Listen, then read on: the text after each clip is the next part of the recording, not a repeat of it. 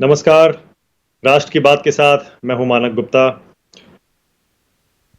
राष्ट्र की बात में आज बहुत ही भारी मन के साथ अपना शो भी कर रहा हूं और शो की शुरुआत भी कर रहा हूं।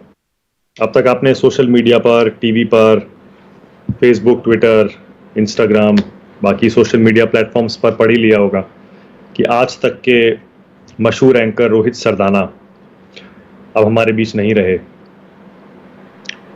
सुबह जैसे ही ये खबर मिली, हर कोई स्तब्ध रह गया, हर कोई हैरान रह गया। पूरे हिंदुस्तान में एक शोक की जैसे लहर दौड़ गई। मीडिया में, हर न्यूज रूम में, टीवी चैनलों के छोटे छोटे ग्रुप्स में मैं आपको बता नहीं सकता इस समय कितना दुख है और क्या क्या चर्चा चल रही।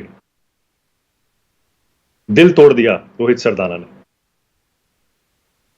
सिर्फ हमारी बिरादरी के एक साथी एंकर ही नहीं थे, एक अच्छे दोस्त भी थे रोहित। आपको पता ही होगा कि वो भी 5 बजे आज तक पर दंगल नाम का शो करते थे। अभी भी थे मुंह से निकल नहीं रहा है रोहित के लिए। कहने को तो राइवल थे क्योंकि उनका शो भी 5 बजे आता था, लेकिन उनसे अपने रिश्तों के बारे में मैं बता नहीं सकता। इतने अच्छे दिल के इंसान थे, इतने हाजिर जवाब। अभी भी यकीन नहीं हो रहा है, रोहित का ये मुस्कुराता हुआ चेहरा कभी नहीं भुला पाऊंगा मैं। यकीन मानिए, बिल्कुल मन नहीं था आज राष्ट्र की बात का अपना ये शो करने का, लेकिन देश के सामने संकट ऐसा है, शो भी करना है। वो कहा है ना किसी ने, the show must go on, वो भी ऐसे हालात में जब देश के सामने इतनी बड़ी मुसीबत खड़ी है। रोहित का चेहरा अपने दिल में, अपने मन में, अपने दिमाग में रखते हुए आज का मैं शो कर रहा हूं। सिर्फ 42 साल के थे रोहित से, सिर्फ 42 साल के। क्या उम्र होती है 42 साल।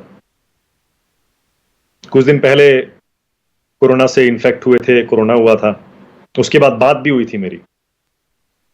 दोनों ने एक दूसरे का हाल चाल जाना था। मैंने कहा था सब ठीक हो जाएगा, बस भरोसा रखो, हौसला रखो। उसके बाद अचानक उनकी तबीयत बिगड़ी, अस्पताल में भर्ती कराया गया और अचानक आज सुबह खबर आई कि उनको हार्ट अटैक हुआ है। हृदय गति रुकने से उनकी मृत्यु हो गई। अभी भी यकीन नहीं हो रहा है, लेकिन हाँ, आपको इतना बता दूं कि उनकी 2 छोटी छोटी बेटियां हैं। उनकी पत्नी प्रमिला, वो भी मीडिया से ही है। ऊपर वाला उनको शक्ति दे इस दुखद घड़ी में। कल रात तक ठीक थे रोहित और खुद कह रहे थे कि हाँ, बुखार नहीं है, मैं ठीक महसूस कर रहा हूं, बस कंजेशन है। लेकिन क्या पता था कि आज हम सबको इस तरह छोड़ जाएंगे। पूरे देश में शोक की लहर है। प्रधानमंत्री, राष्ट्रपति, गृह मंत्री, सारे मुख्यमंत्री, सारे केंद्रीय मंत्री, सबके सब अपना दुख जता रहे हैं, सोशल मीडिया पर शेयर कर रहे हैं संदेश। लेकिन परिवार के लिए जो भी कहा जाए वो कम है। वाकई स्पीचलेस हूं, कोई शब्द मुझे समझ में नहीं आ रहे रोहित के लिए क्या कहूं।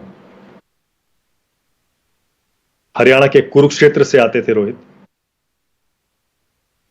कई उन्होंने अवार्ड्स भी जीते, जिनमें एनटी अवार्ड और ईएनबीए अवार्ड भी है। हिंदी पत्रकारिता का गणेश शंकर विद्यार्थी पुरस्कार भी रोहित ने जीता था।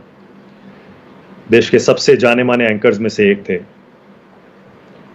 करीब 15 साल पहले, 1.5 दशक पहले, रोहित ने ऑल इंडिया रेडियो के जरिए अपने करियर की शुरुआत की थी, अनाउंसर के तौर पर, जहां घर घर पहुंचे। उसके बाद ईटीवी, सहारा समय, फिर जी न्यूज और उसके बाद आज तक, जहां उन्होंने अपनी पहचान बनाई। जी न्यूज और उसके बाद आज तक में उन्होंने खास तौर से देश में अपनी पहचान बनाई थी। सबसे तेज तर्रार एंकर्स में गिने जाते थे रोहित।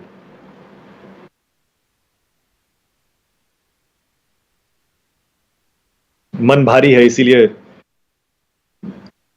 समझ भी नहीं सकते हम लोग कि इस समय रोहित के परिवार पर क्या बीत रही होगी। जैसा मैंने पहले कहा, राष्ट्र की बात करने का बिल्कुल मन नहीं था, लेकिन मुद्दा ऐसा है, देश के सामने संकट ऐसा है कि शो करना पड़ेगा। और शो की शुरुआत भी मैंने रोहित की मृत्यु, रोहित के देहांत की खबर से इसीलिए की है क्योंकि ऐसा लगता है कि अब हम सब असहाय हो चले हैं, किसी का जोर किसी पर नहीं चल रहा। अभी तक तो हम खबर दिखा रहे थे और बहस कर रहे थे कि मरीज कम क्यों नहीं हो रहे, ऑक्सीजन क्यों नहीं मिल रहा, बेड क्यों नहीं मिल रहा, दवाएं क्यों नहीं मिल रही। यकीन मानिए, वैसे तो हम पत्रकार ये दावा करते हैं कि हम जमीनी हकीकत से रूबरू रहते हैं, जनता की पल्स पर हमारा हाथ रहता है।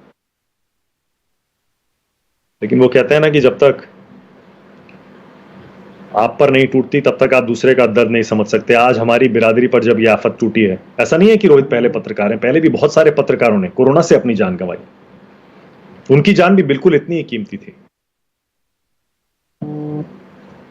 लेकिन आज वाकई टीवी चैनल वालों को, कम से कम मीडिया वालों को एहसास हो रहा है कि ये समस्या, ये बीमारी कितनी बड़ी, कितनी जानलेवा है और हम कितना असहाय महसूस कर रहे हैं। रोहित के अलावा बिहार के मुख्य सचिव अरुण कुमार सिंह का आज निधन हो गया। उनकी भी खबर आज सुबह आई। तो पूरे देश में, जैसा मैंने कहा कि बड़े बड़े लोगों की मृत्यु की, उनके कोरोना पॉजिटिव होने की जो खबरें आ रही हैं, ये आपको हम इसीलिए रोज दिखाते हैं जिससे आपको पता चले कि इससे कोई अछूता नहीं रह सकता। ये समझ लीजिए कि आपको अपना बचाव खुद करना है। और बाहर की हालत आप देख रहे हैं, अस्पताल नहीं है, आईसीयू बेड नहीं है, ऑक्सीजन नहीं है, दवाएं नहीं है। इसीलिए अगर अपने को बचा सकते हैं, घर में रहिए, बचा कर रखिए। ऊपर वाला ना करे, अगर आप बीमार हो गए तो फिर ऊपर वाला ही मालिक है। बिहार के मुख्य सचिव अरुण कुमार सिंह, इसके अलावा हमारी शूटर दादी चंद्रो तोमर, वो भी हमारे बीच आज नहीं रही। सोशल मीडिया पर बहुत पॉपुलर थी। देखिए कितने मेडल उन्होंने हमको दिलाए थे। आज उनका भी निधन हो गया। मेरठ के एक अस्पताल में इलाज चल रहा था। इसके अलावा 91 साल की उम्र में पूर्व अटॉर्नी जनरल सोली सोराबजी का भी आज निधन हो गया। इसके अलावा कोरोना अभी भी अपने पैर पसार रहा है और अब देखिए दिल्ली के बॉस एलजी अनिल बैजल के घर में भी कोरोना घुस चुका है। अनिल बैजल ने आज जानकारी दी दिल्ली के एलजी साहब ने कि उन्हें कोरोना हो गया, सिम्टम्स माइल्ड हैं, लेकिन उन्होंने खुद को आइसोलेट कर लिया है, हल्के लक्षण हैं अभी। ऊपर वाला उन्हें जल्द ठीक करे। उधर दिल्ली के सीएम अरविंद केजरीवाल की पत्नी सुनीता केजरीवाल, जो कि कुछ दिन पहले कोरोना पॉजिटिव हुई थी, उन्हें मैक्स अस्पताल में भर्ती कराना पड़ा है क्योंकि उनकी हालत पहले से कुछ बदतर हुई है। उनके लिए भी दुआएं हैं। अब ये पूरा सिस्टम, पूरा हेल्थ इंफ्रास्ट्रक्चर, लोकल एडमिनिस्ट्रेशन, सारी सरकारें किस तरह असहाय हो गई हैं, इसी की एक और तस्वीर आपको दिखाता हूं। तस्वीर मेरे पास नहीं है, नहीं दिखा पाऊंगा, लेकिन क्या हुआ है ये जरूर बता सकता हूं। दिल्ली बार काउंसिल के चेयरमैन है रमेश गुप्ता। आज दिल्ली हाईकोर्ट के सामने पेश हुए, सुनवाई चल रही थी। आपको पता ही होगा, रोज कोरोना पर सुनवाई चल रही है।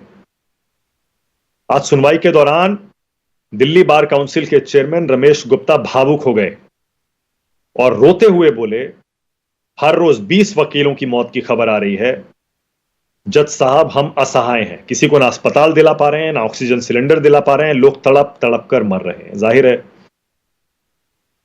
अपने वकील बिरादरी की बात कर रहे थे, क्योंकि जैसा बता रहे हैं रमेश गुप्ता, हर दिन 20 वकीलों की मौत हो रही है। वो कह रहे हैं कि कुछ नहीं मिल रहा है, ना ऑक्सीजन सिलेंडर मिल रहा है, ना अस्पताल मिल रहा है। हम ना केंद्र को जिम्मेदार ठहराना चाह रहे हैं, ना दिल्ली को, बस हम मदद चाहते हैं, अपने साथियों की मदद करना चाहते हैं।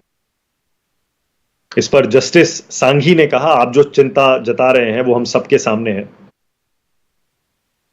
वकील साहब ने कहा कि हमारा गेस्ट हाउस है, उसे अटैच कर लीजिए, उसका अस्पताल या कोई कोविड सेंटर बना दीजिए। जस्टिस संघी कह रहे हैं कि अगर अटैच कर भी लें, उसका सेंटर बना भी दें, तो उसके लिए सामान कहां से आएगा? क्योंकि एक बेड जहां मरीज का इलाज हो सके, उसके लिए सिर्फ एक खटिया नहीं चाहिए, एक फोल्डिंग बेड नहीं चाहिए।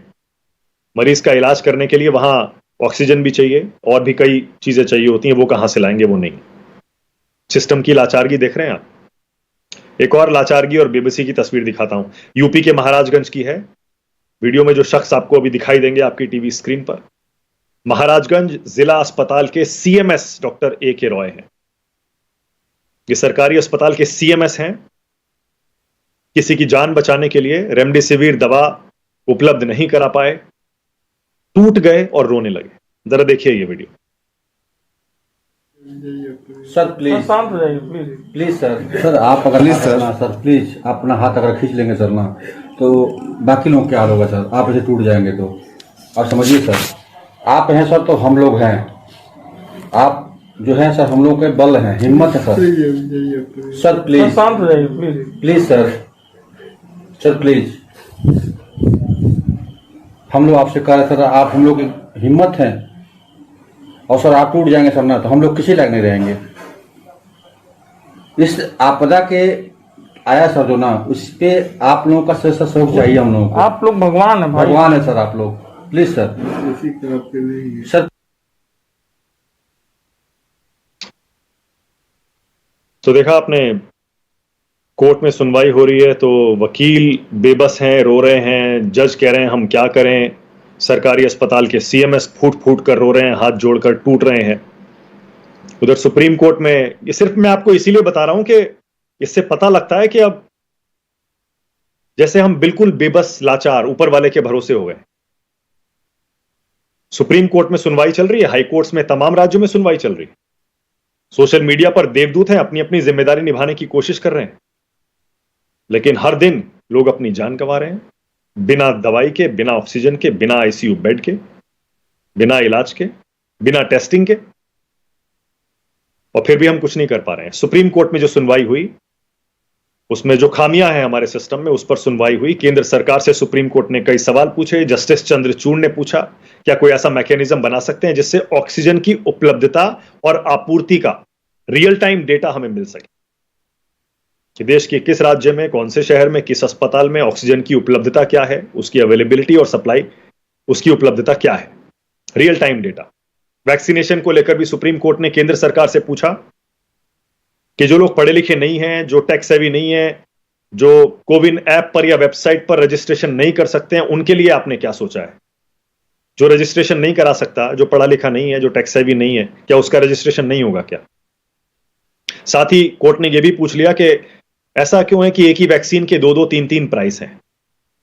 सुप्रीम कोर्ट कह रहा है राज्य सरकार के लिए अलग, केंद्र सरकार के लिए अलग दाम वैक्सीन का कैसे हो सकता है? सरकार से सुप्रीम कोर्ट पूछ रहा है कि वैक्सीन की सारी खुराक आप खुद क्यों नहीं खरीद सकते? और यह भी पूछा कि राष्ट्रीय टीकाकरण कार्यक्रम नीति का पालन यहां क्यों नहीं किया जाता? अदालत ने यह कहा कि हम ये साफ कहना चाहते हैं कि अगर कोई नागरिक सोशल मीडिया पर अपनी शिकायत दर्ज करवाए तो ये नहीं कह सकते कोई भी प्रशासनिक अधिकारी या मंत्री या सरकार कि ये गलत है। यानी जो आम आदमी सफर कर रहा है, इस मुश्किल से गुजर रहा है, उसे अपना दर्द बयां करने का पूरा हक है सोशल मीडिया पर या मीडिया में। कोई सरकार ये नहीं कह सकती कि इस सूचना को प्रसारित करना अपराध है।